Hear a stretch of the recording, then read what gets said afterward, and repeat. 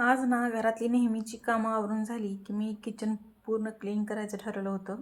त्यासाठी ना मी सर्वात आधी किचनमधली सर्व भांडी, कपाटातली, किचन ट्रॉल्यांमधली भांडी ही सर्व ना बाहेर काढून घेतली आणि सर्व एकत्र केली आणि मग किचनमध्येच मस्त अशी घासून धुवून घ्यावी म्हणून ना किचनवरतीच मांडून घेतली.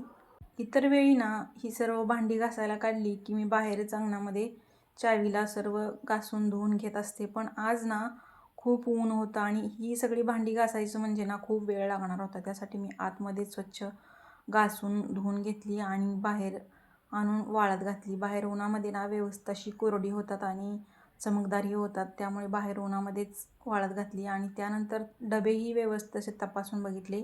जास्त काही धूळ नव्हती डब्यांवरती, त्यामुळे मी व्यवस्थित अशी सर्व डबे पुसूनच घेतले. सगळे डबे स्वच्छ पुसून घेतल्यानंतर कपाट, फर्निचर आणि किचन ट्रॉल्याही बाहेरून ना व्यवस्थित अशा पुसून घेतल्या. व्यवस्थित पुसून झालं की त्यानंतर उन्हामध्ये भांडी खूप छान वाळली होती. मग ती सर्व भांडी भरून आणून ना व्यवस्थित अशी कपाटामध्ये, त्यानंतर किचन ट्रॉल्यामध्येही मांडायची सुरुवात केली.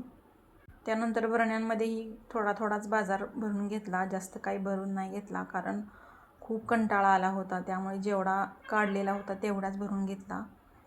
राहिलेला बाजार काही भरून नाही घेतला. त्यानंतर व्यवस्थित असंच कपाटामध्ये भांडी ना खूप मस्त अशी चमकू लागली. किचन ट्रॉल्यामध्येही सर्व किचन ना खूप क्लीन झालं होतं, खूप छान वाटत होतं. तुम्हाला जर आजचा किचन क्लिनिंगचा व्लॉग आवडला असेल ना तर आपल्या चॅनलला सबस्क्राईब नक्की करा.